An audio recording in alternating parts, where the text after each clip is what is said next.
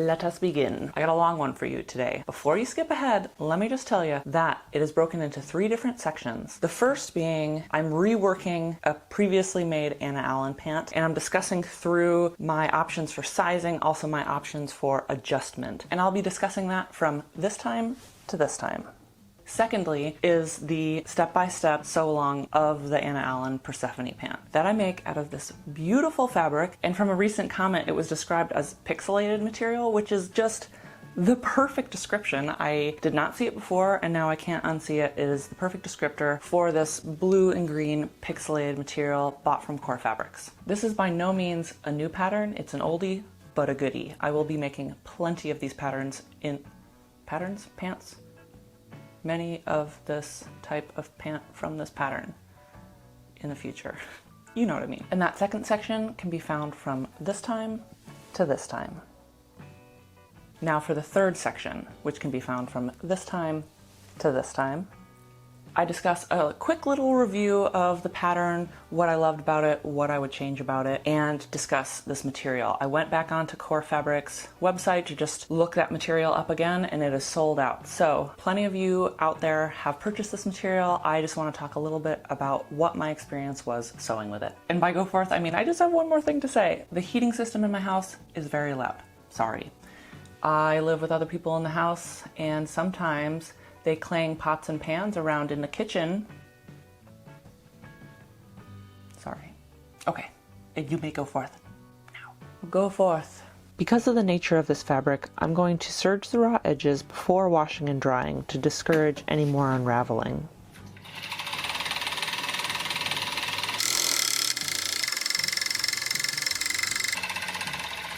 Now that that's complete, it's off to the washing machine.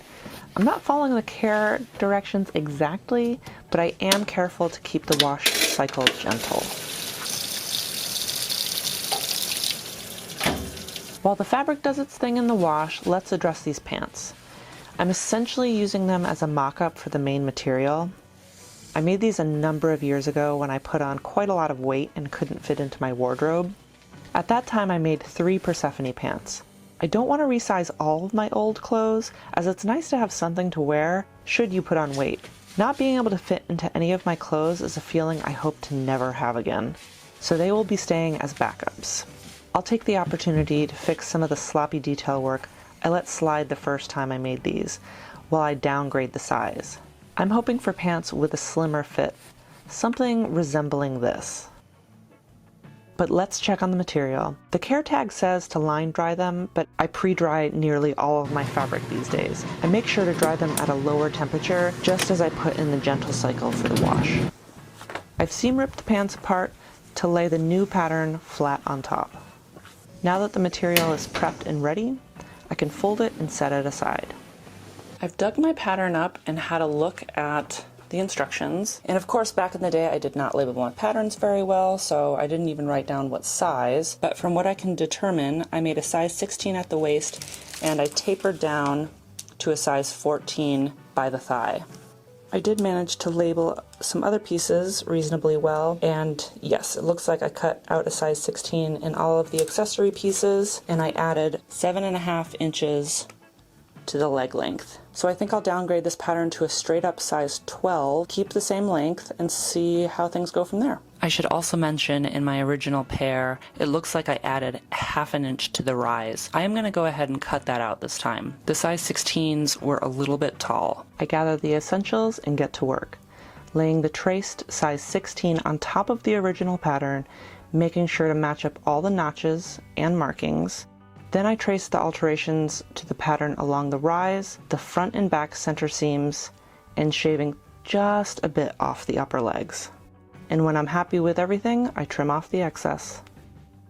Before I cut out the alterations to the previous pants, I make sure to iron out any creases left in the original material. Then make and sew up the pants. We'll go through step by step with the next pair. So I finished up this Persephone pant, the one I resized, and I'm happy with the sizing. I went with a size 12. One alteration that I will be making to my new pants is my duck butt that I got here.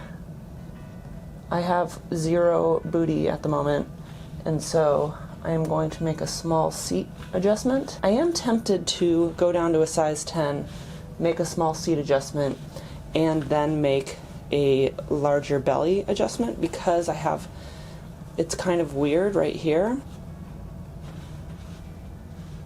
But I don't want to do too many alterations and then have the pants look nightmarish. So even with just the small seat adjustment on the other pair, that should look quite nice. And then for any future makes, I can consider downsizing and doing the large belly adjustment. So let's adjust that pattern, which should be interesting because it's one piece as opposed to a front and back piece. So I might have to do a little finagling there so that it doesn't carry all the way through to the front. I'm contemplating some options. So we shall see, and then I will get my pieces cut out. One weird thing that I did while I'm looking through my stash, I came across this Shiva's eye, and I haven't worn one in a long time, and I just was feeling really drawn to it. And now this is just a bead. So I made a normal buttonhole, but what I did with this bead was I ran some wire through it, created a loop, which I then stitched on to the pants. Now the weakest spot in this is the thread that I stitched it to the pants with. We'll see how that fares over time. I may be able to do some other things, but I just love, I don't know, I love a unique, quirky piece, and I think this goes really well with the pants, and I don't know, it's just nice to bring a Shiva's eye back in my life. Remember how about 2 seconds ago I said I would alter the pattern for my future pant? Well, I've been reconsidering. I've been seeing this detailing at the back kind of, I don't know, yoke area of pants lately that have a dart running horizontally and kind of just pinching down where I normally would have made the adjustment more here. I don't want to have a seam right there. That would be weird. So I just scooched up how much I would take in that material a little bit higher. From the side you can't really tell, but from the back you can see how it pulls at the waistband just a touch. I think I can fix that with a new pair of pants, and I can potentially go back and re-stitch this one. I don't know that I want to or will do at the moment, but I think I can do this alteration where I have pinched off just a bit of material here, and I'll taper this seam out just past the darts in the back. What I'll also have to do is seam rip this back seam, because currently it looks like my butt is just gobbling up all this material. It's not. I just need to remove a little bit of material from the back seat area, and I think these pants would fit me much better. I wouldn't have that ducktail situation. So I may experiment with that before I get started on the next pair of pants. Let's see how this goes. Okay, here I have everything pinned out. Got my pleat there where I want things to approximately end on each side, and a marker as to where I want the new back seam to be. Hopefully this should go pretty quickly. I'm also thinking I probably won't do it initially, but at some point I'll go back and seam rip the waistband from about here to here, and then just scoot it up a little bit so that I don't get this kind of puckered pulling. I think that should solve the problem pretty well. But the plan is to not do that today. Let's see if these alterations work first. And by that I mean I'm going to make myself some breakfast, because alterations on an empty tummy, never a good idea. Yummy num num num num. Once the tummy has been filled, I pop in the earbuds, pick a podcast, and start seam ripping down the back center seam. Once sewn, it should look something like this. So I've taken in the back seam and given it a try on before I did this horizontal alteration, and it totally solved the problem. I kept the pieces that I shaved off so I can alter the future pattern. I kept the alteration going all the way up through the waistband. I seam ripped it and tacked it back down so that it didn't have this weird bubbling bulginess here. Also, all of my machines were threaded with the thread, so easier to do now than later. Let me show you how it looks. Most of the ducktail has been taken care of. Ultimately, I will still add in the small seat adjustment to the new pattern. While it fits much better, the small seat adjustment should have them fitting perfectly. I line up my shaved off piece from the back seam, mark it, and trim it off. Next, I mark out the horizontal line along the back center seam, about halfway down where I'll be making my adjustment. I'll also want to make a second vertical line a little less than halfway through the width of the pants. Hopefully this helps a bit. Here we have the pants, the waistband at the top, the front of the pants on the left and the back of the pants on the right. The red line shows where I'll be making my first mark and subsequent cut. The second red line shows the second mark and cut. And now we have two pieces. Now it's time to tape them back together.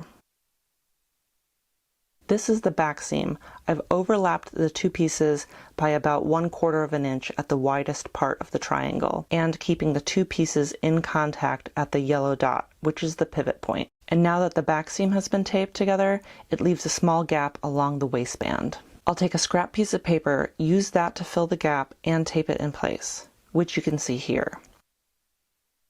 You can also see a slight offset between the two original pattern pieces on either side of the now filled gap. Trim off the excess, make a uniform line that connects the two. This line is shown in blue. And there you have it, a small seat adjustment. After the construction, we'll have to compare the fit of each pant and seat. Initially, I was going to cut out the pants on the fold, but thankfully I changed my mind, as I wanted to stagger the pattern of each pant leg. It would make it significantly easier to cut out each leg separately. Once I have everything laid out the way I like, I pin the pattern in place, double checking before I cut into the material. While I still have my pattern pieces attached, I'll mark out all my notches and whatnot.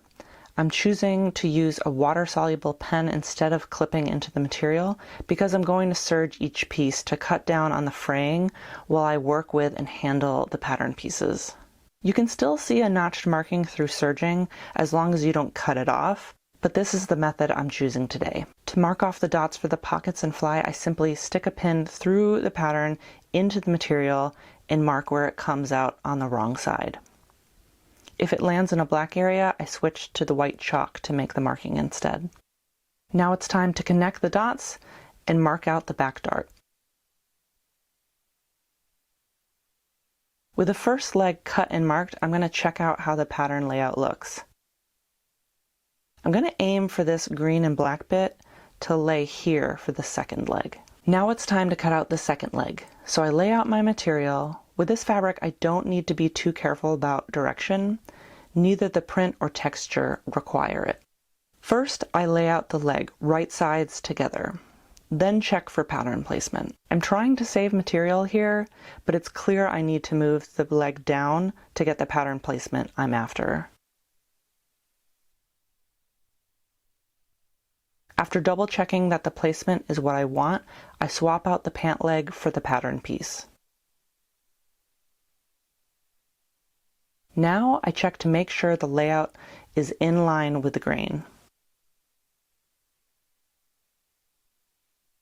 Too close to the selvage edge, so I scooch it in and recheck the grain line. Once I'm happy with everything, I pin it in place, starting with the center grain line to avoid any warping. And now it's time to cut.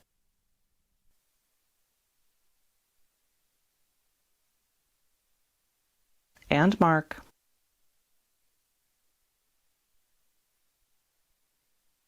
So I cut these pieces out yesterday. So we've got like the green checker here, gray checker there, and everything worked out perfectly. Not only are the greens staggered, which was the original goal, but the main black and white checker pieces are across from one another, I think providing really nice symmetry.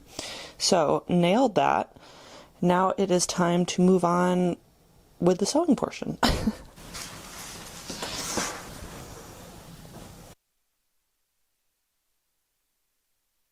This is the pocket piece. You should cut out 4 of these. Sorry, you should cut out 2 of the main piece and then 2 lining pieces. I'm going to use the main material as both, but this is how it would line up with my pattern piece. And the alteration that I'd like to make is that it will be sewn to the front fly, looking something more like this. This is drafted up for a slightly larger size, so I do need to trim it down to a size 12. I'll trim it here and just shave off a touch on the top.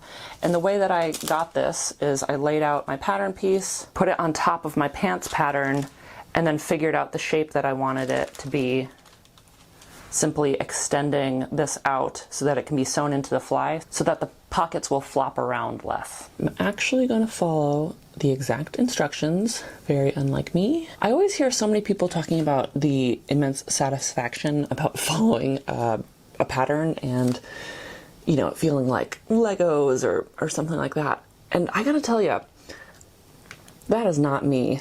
I don't know that I would say I love not following instructions, but I must, because I can never follow instructions. But this is a sew with me. We're gonna do step number 1, which is cut off 3/8 extension from the left front pant. 2, I haven't cut my interfacing yet, so we'll cut the interfacing for pieces 2, 6, and 7, and we will apply that to the wrong sides. Okay, all of the pieces are cut out, and we have the main and lining pieces of both of the pockets, the underflap, which I'm interfacing, the fly facing with its interfacing, and the button fly, which also has interfacing.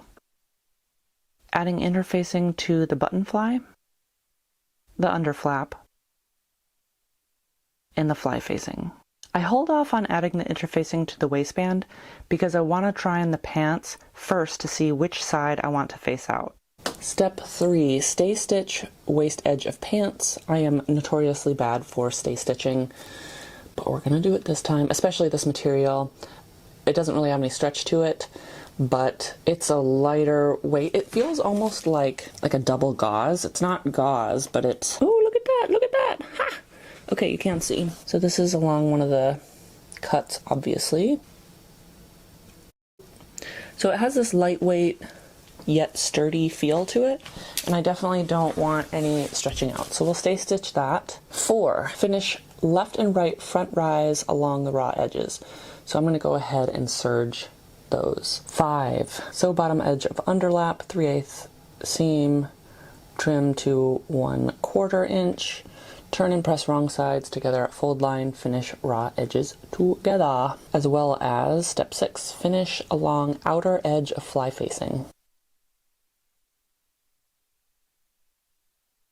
Alright, 7. Measure the width of your buttons and mark buttonholes on the left button fly with chalk or fabric pen. Fold button fly wrong sides together at fold line. Press. Finish raw edges together. Sew buttonholes, clip threads, snip through each buttonhole with sharp scissors, blah blah blah. I will be using my seam ripper. Epic fail here. Obviously, I did not reread the instructions before doing all of this. So yesterday I left off kind of halfway through the fly. I realized I made quite a mistake. I like to look at patterns like picture books instead of like the instructions that they are, and actually read the words. So when I went to lay this on my pattern, I'm thinking, okay, it's a hidden button placket. Chloe! Yeah, so when what I was thinking is, okay, it's folded over. I'm going to insert the button in the buttonhole here. It'll go in, but it'll be in between these 2 layers, which seems excessive to me because that's inaccurate. All the Persephone pants that I've made, and I've made 3, though I suppose I could say I've made 4 because one of them I've just took apart and remade. And I've converted all of those into a zip fly. I have not done the original button placket yet. Yeah, I looked at the pictures, I didn't read the instructions, and I just got confused a bit. So what you're supposed to do is mark the buttons on one side, interface that side, then fold wrong sides together, stitch around the piece, then sew your buttonholes so that it'll be marked on one side, but you're sewing through both layers of the material and the interfacing, of course, which makes a whole lot more sense. So I'm going to see if I can salvage this piece. I've already cut the holes open, but I think I should be able to lay the buttonholes exactly on top. If it comes out sloppy and a mess, then I'll just redo the piece. But let's see how that goes, and then I can get back to completing this fly. Okay, I think we have success. This is the original side. Everything's looking good. This is a little bit sloppier looking, but buttonholes are successful. I have tested to see if my buttons fit, and they do. So let's move on and finish this fly. All right, step 8. Right sides together, pin under flap to the pants.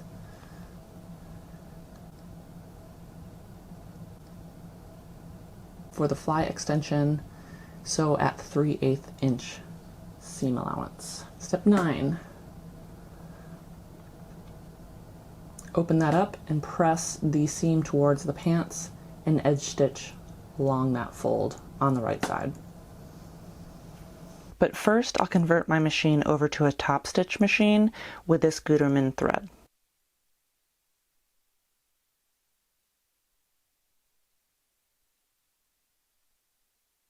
Step 11. Right sides together, pin fly facing to left front, matching up the dots, and stitch at a 3/8 seam allowance. Do not sew past the dot. 12. Open that fly facing up and press the seam outwards. Step 13. Clip the pant front to the small dot.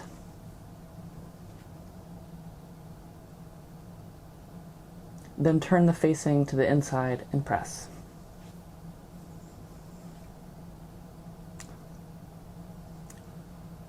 Step 15, edge stitch along the front fly facing.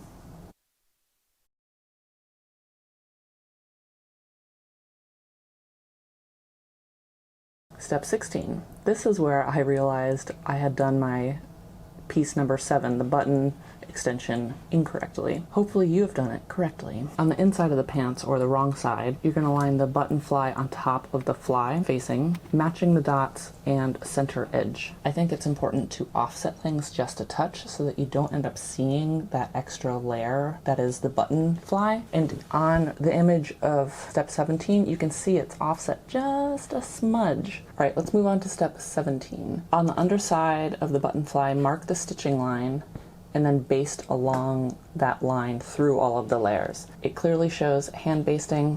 I machine basted it and it worked out fine, so your choice. Here we are, machine basted. I am quite happy with that. I caught both the button placket as well as the fly facing. Everything's in order and it's also offset.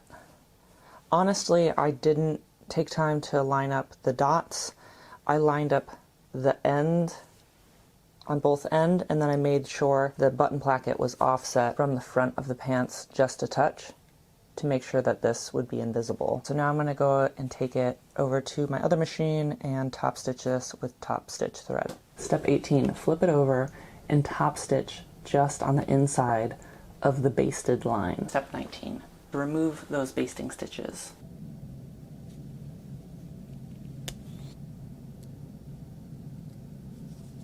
I suppose that would be the benefit of hand basting.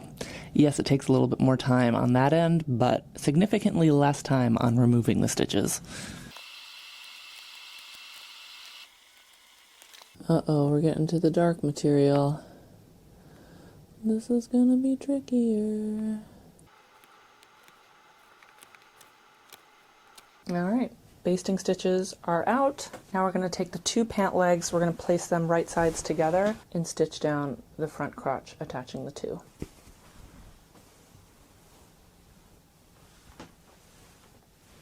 Okay, I've got this area pinned. I've matched up my notches, one of them being here. It's very faint in blue, corresponding with its partner on the other side. And I will be stitching a 3/8 seam allowance starting here all the way up and stopping at the dot, so basically at the clip mark, which is just right here. Okay, now that that is done, you can see it from the reverse side. Let's see how things line up. Lovely. Slightly overlapping the, let's see, right side, so we won't see this underlaying piece, which is kind of key to a nice looking fly, I think. This is the reverse side of the pants. I am going to flip this seam allowance over to the left side and press this down. Then I'm going to flip it over to the correct side. Then I'll edge stitch just along this. To the right, I'll stitch another line 1/4 inch apart. And both lines will start and stop 3/8 inch or 1/2 inch past this line up here, and we'll add a bar tack. Now that I have this seam pressed, I'm going to go ahead and top stitch, but I'm going to mark out where I want my top stitching to stop. So this is a 1/2 inch and 3/8. I think I'm going to go with a 1/2 inch. And I'm just going to go ahead and put a pin in my work so that I know where to start and stop my line. Okay, I've got my 2 lines stitched here, stopping 1/2 inch on the way up. You can see how this material, I was arguing with my machine and my top thread for a little while there, but I hope this material holds up because that's not a promising sign. But anyways, now it's time to bar tack between the 2 of these, so I'll set my machine over to a zigzag stitch. Now the pattern doesn't call for it, but I'm also going to do a little bit of a bar tack here, like a normal pair of pants. That holds down this part of the fly, so it's not just free flopping about. It'll just tack this in place. You can still open your pants wide and button and unbutton them and whatnot, but this just keeps this from dangling about, which I prefer. Both areas have been bar tacked, just here and here. You can see that it's caught this piece. Step 23, sew your darts. Fold right sides together, pin,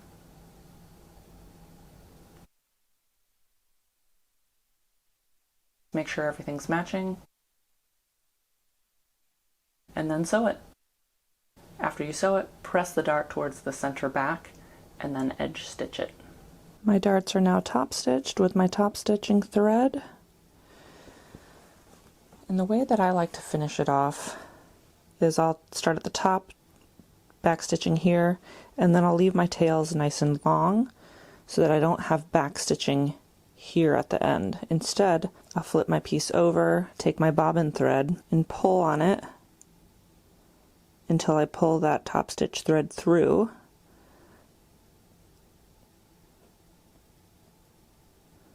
Until I can pull it all the way through. And now I'll just square knot that together. Trim my threads, and I'm good to go. Now I'm going to place right sides together and pin up the back seam. I'll start at the end, the other end, then I'll find my 2 markings, which are just here, and they are perfectly lined up with my other ones. I'll just pin that into place. Then I'll lay everything flat and continue to pin everything up. Now I'll stitch this back center at a 1/2 inch seam allowance. Okay, it's been ironed. Now I'm going to edge stitch and top stitch. And now we get to make them look like pants for step 27. With right sides together, I like to start by pinning the crotch area where the front and back seams meet, line that up really nicely. Then I'll line up the bottom of my pants, and then I go through and make sure that all of my notches match. Then I'll work from the bottom up towards the center. And in the illustration it shows, depending on your material type, you might have to stretch it a little bit. With these pants, they laid perfectly flat. However, that's not been the case every time I make this pattern, so definitely follow your instructions. Otherwise, you're going to end up with a lopsided pant and an uneven hem. Once pinned together, you will stitch this at 1/2 inch seam allowance.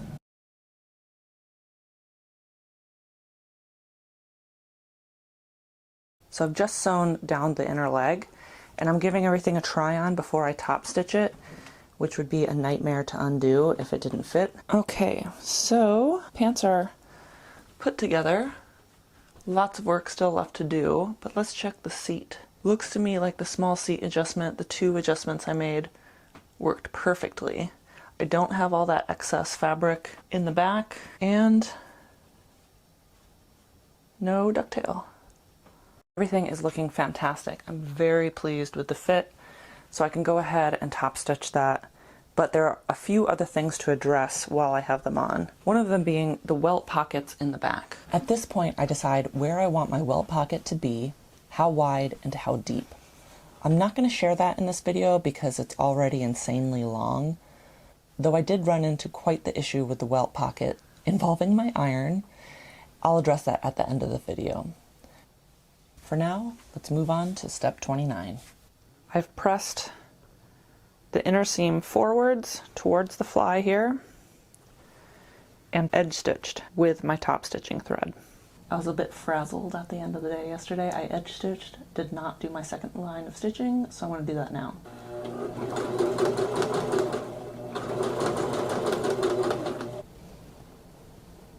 Done. And now, step 30. Time for the pockets. Take your pocket pieces, lay them on your pants, right sides together, matching up those two dots with your pants. On my lining pieces, I have the dots marked in white, and on my pants, I have them marked with yellow pins so that it's easier for you to see. I'm going to match those together, and then I will stitch in between those dots at 1/2 inch seam allowance. Once that's done, you'll go ahead and clip both the lining piece as well as the pants just from the waistband down to that point. Just to the point, not past it. And trim that 1/2 inch seam allowance down to 1/4 inch. After I did this, I ran it through the serger. I contemplate whether I should have just left it alone because it was already serged and the material I'm using like really wants to fray and come apart. So I was a little bit nervous, even though it's going to be edge stitched and top stitched. I just wanted to cover all my bases, so I ran it through the serger one more time. Then you're going to take that 1/4 inch seam and you're going to press it towards the lining piece of the pocket. Then you're going to edge stitch in between those two dots. Once that's done, you'll then do a second stitch 1/4 inch away, and you're going to do this on both pockets. Now flip your lining pieces to the inside of your pants and press. Now that that's done, you can grab your other pocket pieces, which will be made out of your main material. You'll place those right sides together, pin them into place, and then sew around the perimeter. Now for me, because I chose to alter my pocket design so that it has this extension that gets sewn into the fly, normally I would have sewn these in sooner, but in effort to actually follow instructions, I am subsequently following instructions. And so now, rather than stitching it into the fly, I'm going to trim these pieces down right along this line here, which is where the pockets will meet the fly. After that, finish the edge with some sort of finishing, whether that be serging, zigzag stitch, or whatever you choose. I can then just do some quick hand stitching to secure the pockets to the fly. This is a construction I prefer. No matter what pattern, I generally prefer my pockets to be attached to my fly. It's more comfortable. I think the drape is nicer. I've made many Anna Allen Persephone pants. I've never not altered the pocket, so I can't speak as to the difference between the two. Okay, now that that's all talked about, let's prepare our belt loops. I took my belt loop and I ran it through the serger because, again, this material just wants to fall apart. Here it wants you to fold up 1/4 inch press and then overlap the other edge 3/8 inches and press. Edge stitch 2 rows 1/4 inch apart. Mine doesn't look exactly like that because I wanted to make sure that I got all 3 layers, and so my stitching is a little bit closer to one another. I'm totally fine with this. And then you're going to cut out your pieces. They should be 3.5 inches long, and you should have 7 of them. Now for step 39. I love this about this pattern. Instead of like find the notches and it's just put 1 on the back center seam, 1 over each dart on the back, and then 1 on each side of each pocket. Boom, done. Love this. Placing right sides together, that wrong edge facing up. Pin them in place and then stitch them on at 1/2 inch seam allowance. Now it's time to grab that waistband. On the non-interfaced side, fold the long seam up 1/2 inch and press. Now I have trauma from the iron, so I am using a super low setting and it's just not really doing anything, so I'm pinning all of my into place. I'll still give it a little bit of a press. I'm measuring mine out with a gauge and pinning it just to be sure. Now you'll take the waistband with the wrong sides up, right sides together. That interfacing layer should be meeting the top of the waistband of the pants. You're going to match up the notches and pin everything in place. Then you'll sew it on at a 1/2 inch seam allowance. Be careful not to catch your pockets. The instructions say to trim it to 1/4 of an inch seam allowance. I'm again hesitant because this material just really wants to fall apart and everything is already serged. I left mine. You can see it, it's a little bulky, so take that into consideration. The instructions call to trim it down to 1/4 of an inch. Step 44, fold over the end, the excess of the waistband like this. Now, I don't like to finish my waistbands like this, especially when there's a lot of bulk. It can be a real wrestle, and sometimes things don't always look the nicest. So what I like to do is instead, I fold my waistband in half, right sides together, and then I stitch just along the line right here. It'll end up looking like this. Once you're done, you can trim the top corner down, especially if it's like a bulky denim. Again, my material is wanting to fall apart all of the time. I am not trimming it down. I'm going to flip it inside out, make sure I get a nice, clean, crisp corner. I can use tweezers or something like this to help me turn this inside out. And now with the waistband folded in half, wrong sides together, you're going to go ahead and pin the inside of the waistband or the lining part to the rest of the pant. Making sure, of course, that you catch that waistband seam sandwiched up and inside the fold of the waistband. Once everything's pinned, you're going to edge stitch around the entire pant, then do that other 1/4 inch top stitching around the entire waistband as well. Now it's time for the waistband button.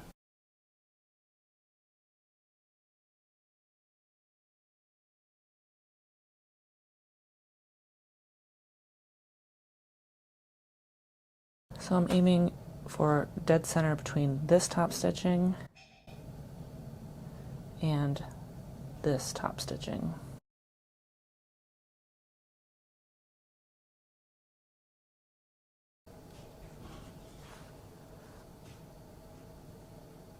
I've marked out my lines, but they can be hard to see under the presser foot sometimes, and with this dark green it's hard to see. So sometimes I mark out the beginning and the end with pins. Then I'll line it up under my machine, drop my needle, and then I can remove my pin and start.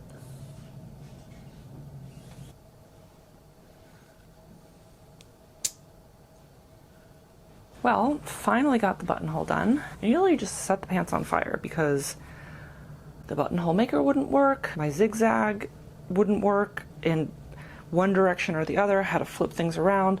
I wasted yards of top stitching thread. I was nearly about to set my pants on fire just to be done with this project. Thankfully, I persevered. I ended up just doing 4 separate rows of zigzag stitches, so it's not the prettiest buttonhole ever, but I just did 1, 2, and then extra wide at the end. Pretty angry with my machine at the moment, but it is also over 20 years old. That was my high school graduation present. It is not a fancy machine, and it is old, and it does the other things that my industrial machines won't.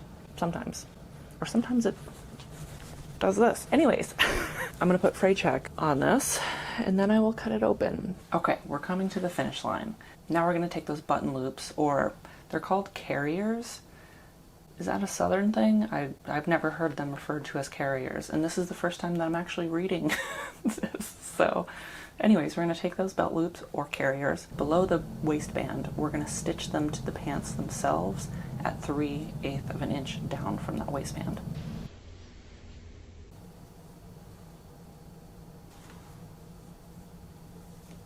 Then you're going to take the bottom end and you're going to fold that up 3/8 inch, press those, and then flip it up onto the waistband and top stitch them into place using preferably a bar tack or a zigzag stitch.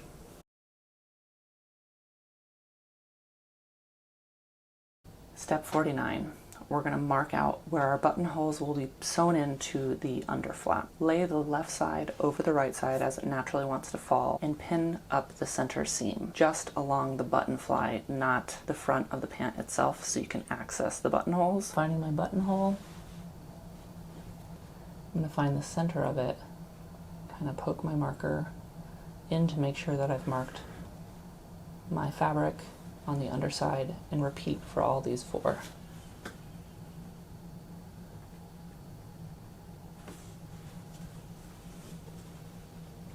Trying your best not to distort or pull strangely, otherwise you're going to get some weirdness. Let's see how things look. Yep, this seems a little bit on the thin side for an underflap, but I've only exacerbated that because I've offset this button flap. So it's only pushed my buttons even further out on this underflap. I'm going to move them in just a touch. We'll see how that works. If it's way too tight, then I'll go back and fix it. Do the same thing for the waistband button as well. We're almost there. Step 50. Take your hem, fold it up 1/2 inch, and press. All right, we're going to fold up 1/2 inch.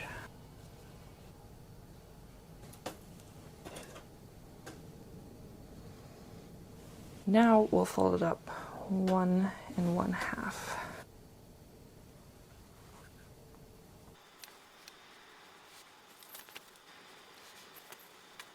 Okay, that's 1 and 2.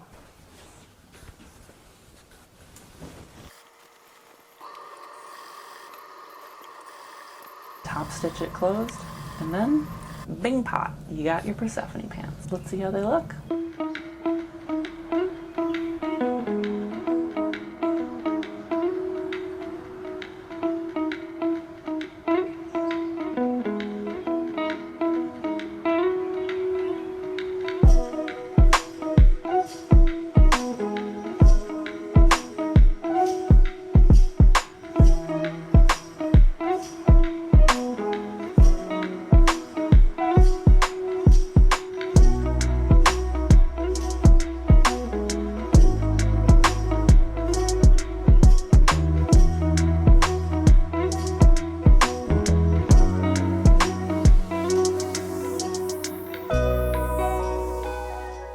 Okay, let's break this down. Let's talk about pattern as well as material. First, the pattern. What did I like about the pattern? I thought the sizing was fantastic. Of course, I needed to make some alterations to my unique body size and shape, very much to be expected. Despite my mishap, I thought the instructions were very clearly written and easy to follow along when you read them, which I fail to do from time to time. I enjoy picture books. And to go along with that, I thought the images were very clear, easy to follow. It was just that one image, that one sequence that I took a quick glance at and was a little bit confused about. Overall, I think this pattern is fantastic, which I'm delighted by because the amount of money I had spent on this pattern is absolutely insane. My printer had broken and I thought, I've never used the print shop set of patterns before. I'm gonna do that without thinking to ask how much they'll cost. I mean, it's gonna probably be a little bit more expensive, but I'll save all this time taping everything together.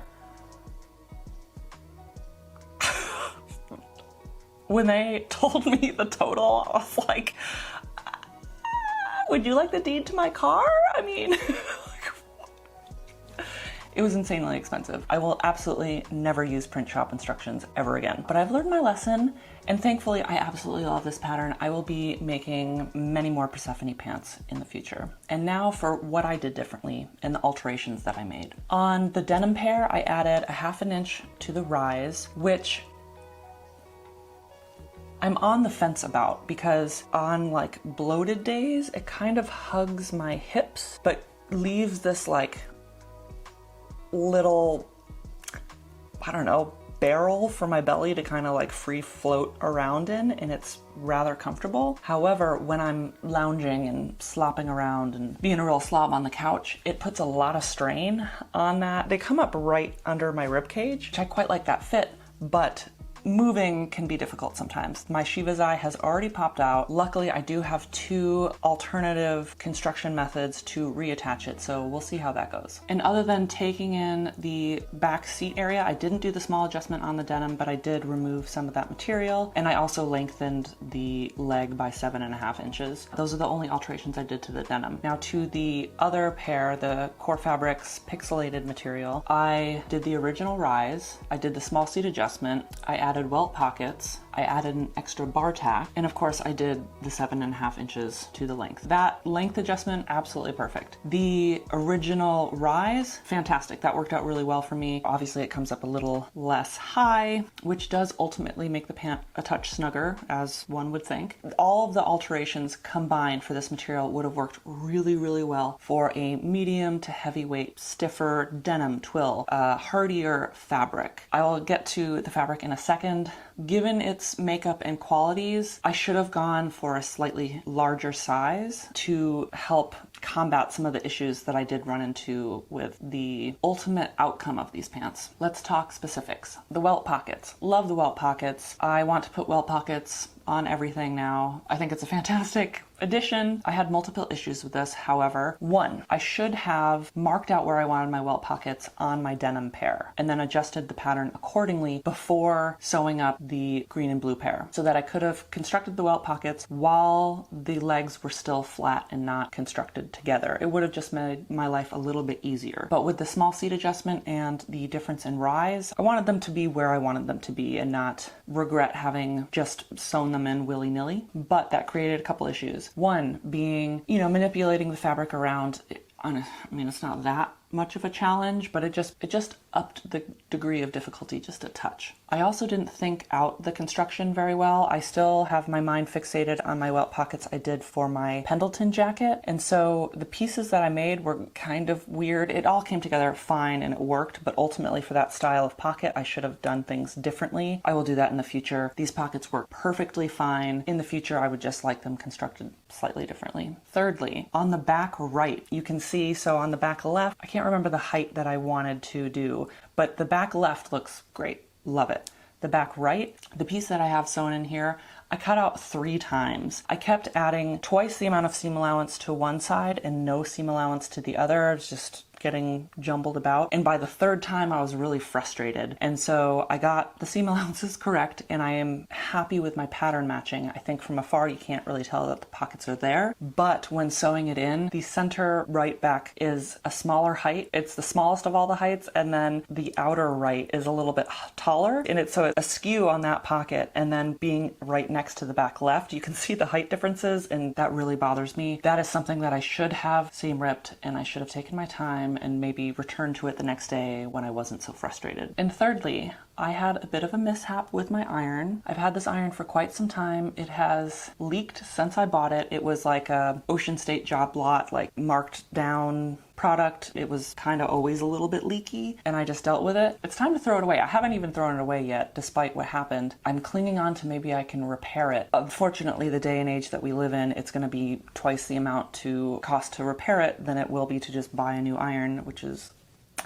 frustrating. So the issue that I have is that I set the temperature on my iron. Now the material is comprised of like 83% cotton, 17% polyester, something along those lines. And I'm very well aware that synthetic materials melt under extreme heat. That's why you turn it down when you're using your iron on synthetic. I had used this iron, the setting that I was using, the previous day, all day. Then the next day, all day. I had ironed the back left welt pocket first. I set my iron down. I'm kind of manipulating things with the back left. It has time to cool down. It's sitting there. I grab it and I press it down onto the material, and it wasn't even touching it for a second. And I could tell like, oh, it's something sticking. So I lift it up and that melting happened in just so quickly. I also noticed that my iron had like dumped out all of its tank of water, and so I don't know what happened, if it was just like the bed and had a temperature flare or something. I don't know. It is slightly devastating. I was very excited about this pattern, and of course the leg is one big piece. Repairing this is going to be kind of a big issue. So after melting down, I concluded that there were 3 ways to fix this issue. I could cut out the burnt or the melted area and then pattern match and then re-sew it in, which would be a tiny nightmare. I ultimately decided I didn't want to do that. It would be still pretty visible, and I just didn't want to do all that work to not have that big of a payoff. The 2 other solutions that I had were to cut out that pattern and just stitch it on top. And then the 3rd idea was to do visible mending. I'm not sure which way I'm going to go. Obviously, I'm not going to go with that first option because that would have had me having to deconstruct what I had already constructed and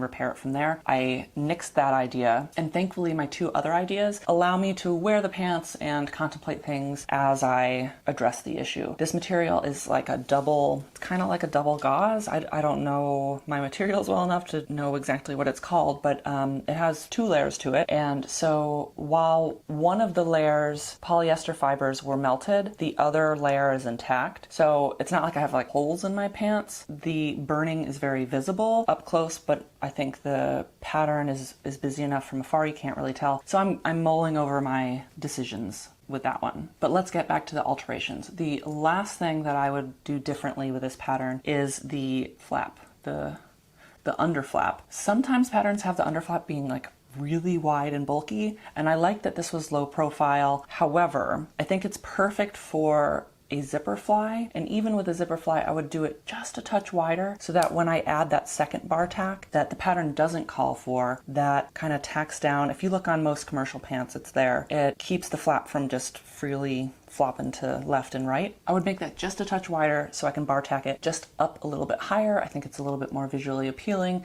and it's also just what our eyes are used to in terms of a commercially made product. In regards to a button fly, I think I would ultimately want it to be a touch wider all around, because on the instructions, I suppose this is the one questionable part. I have to go back and have another look at it, but from my memory, the instructions say to line it up with the center line, center seam, something about the center, which would indicate you're lining it up with the fly that you've already sewn onto the pants. However, the picture shows the button fly offset just a touch, so what the original intent was, I'm not entirely certain. I should preface, this is my first concealed button placket. I quite like a button fly, but I've always done them visible. I've never done a hidden one. And the construction of this fly was so easy, so simple. That was absolutely a dream. I really like the concealed fly for that part. But if you look on Instagram at people's constructions, I haven't read through everything, of course, but you can see where people have lined it up perfectly center. And if they're snug pants and they're pulling a little bit, you can see the hidden fly, and I really don't like that look. So I offset mine a little bit. And of course, because I offset it, it only exacerbated the problem of the underflap being a little bit too narrow. So in future makes, should I do the concealed fly, I will do it just a touch wider so that I can add that extra bar tack where I want it, and I can have my buttons slightly more centered on the underflap, also conceal that hidden fly, the concealed fly part. Okay, this is probably insanely long,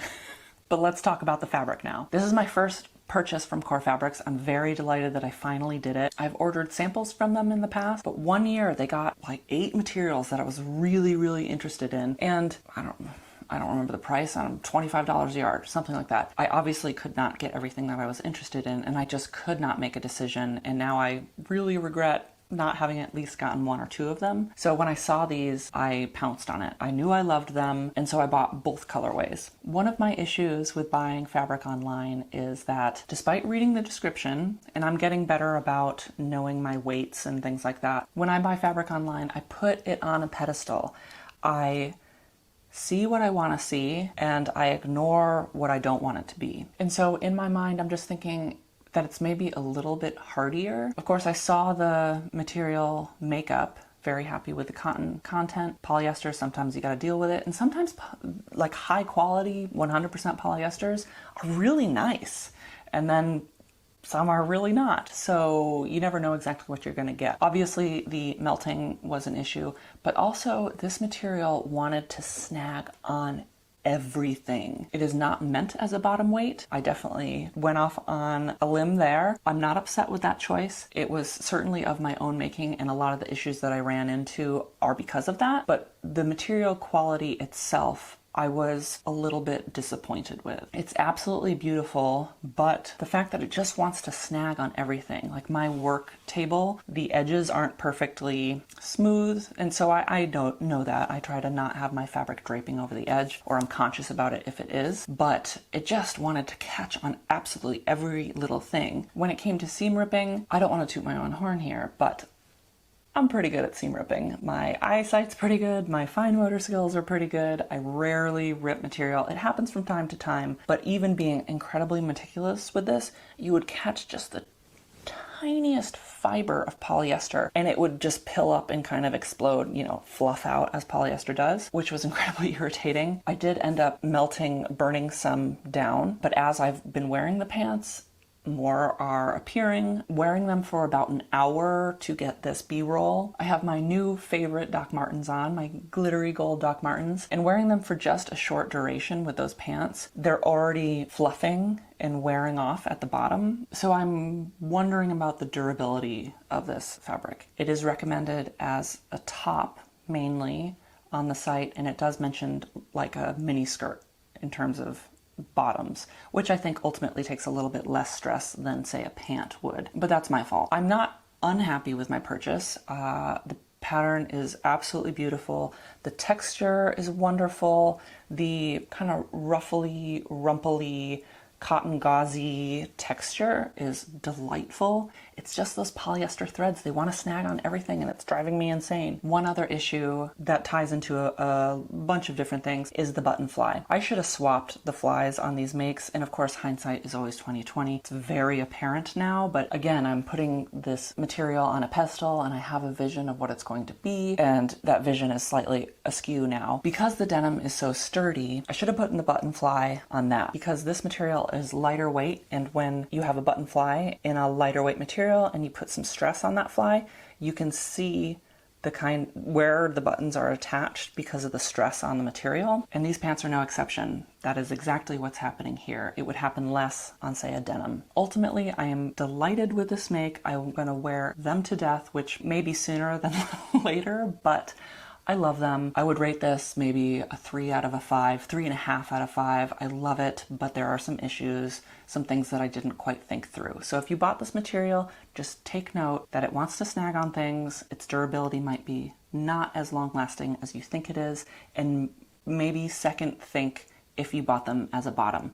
It's not off the table, but it does have some issues. Maybe an elasticated waist, like a simpler pant, would be more ideal than a more structured pant that is going to have some stress put upon it. Okay, now we're done. If you made it this long, I will be making plenty more of the Persephone pants. I have some other ideas in regards to alterations that I want to make that I'm not getting into today because holy moly, this is long. I will definitely be buying from Core Fabrics again in the future. I hope that this was informative, maybe gave you some ideas or some insights into the pattern or into this material. And other than that, I'm going to shut up. All I have to say is subscribe.